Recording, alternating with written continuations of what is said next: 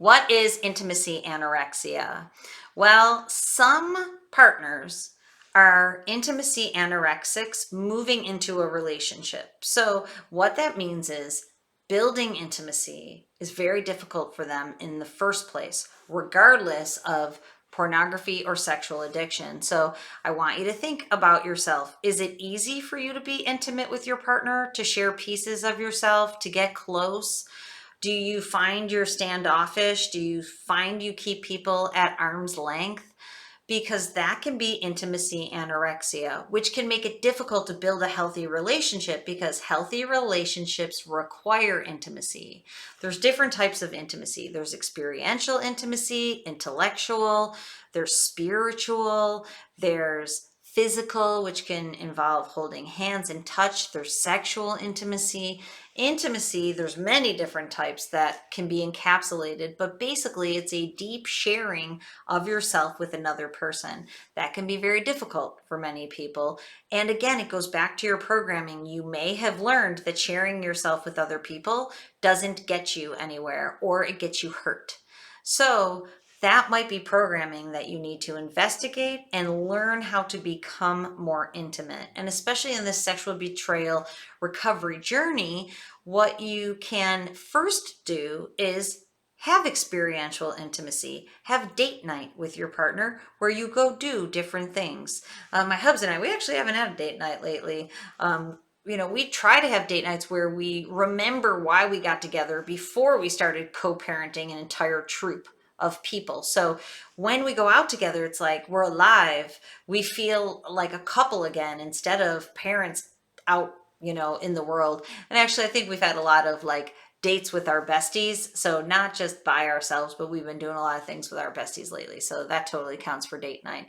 But when we go out, we can build that intimacy again and we have experiences and we laugh. And then in the car on the way home from the tiny house, we were philosophizing a lot about a lot of things that actually for me, it was very fun because I love that stuff, which builds us, which creates and builds our relationship deeper. I thought to myself a couple times since then that how wise my hubby is when he wants to be, and how the stuff he shared with me was really cool. And, it really made me have a deeper bond with him. He actually doesn't even know that because I never told him that, but I felt that way after it, where the things that he said were actually very supportive and were, exploring different things. It was a pretty cool experience, but it built intimacy between us. Those things can happen to build intimacy in your relationship. Anorexia is when you don't have that, you don't give it, and it's not easy for you to receive. So many people, like I told you, my parents can't say that they love me.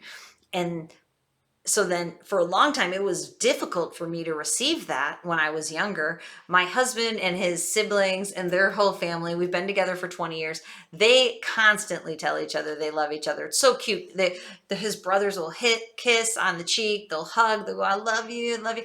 And so I've grown up in that for the last 20 years, which has made it so that I'm much more easy to tell my kids that. And it's easier for me to receive it from people also. So, putting yourself in a position where you can learn from that. Okay, so secondly, there's reactive intimacy anorexia. So that means you could be vulnerable with your partner and you were able to be trusting, and that trust was betrayed. And now it's really difficult for you to be intimate with your partner again.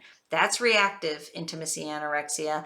That can be healed through this process, as long as your partner is doing the work that he needs to do to break the addictive cycle, build trust again in your relationship, take anxiety out of the system, show you that he's trustworthy so that you can get back on the same page. But if you have reactive intimacy anorexia, like I've told you before, what you can do is believe his behaviors, stay in communication with him, and stretch and extend that muscle of trust with him so that you learn to trust him again. You learn that your relationship's a new version of your relationship. It's not just the same one that you had before. Yes, you're rebuilding it, but you're actually building it with a stronger foundation so that intimacy can be created in a new way because possibly it was created in an unhealthy way surrounding lust and unhealthy sexuality in whichever version that it looked like. So if it's reactive intimacy anorexia, moving through this process will help you heal it. If it's intimacy anorexia, moving through the modules and the lessons that have to do with your childhood programming is where it's at to develop it better in the first place.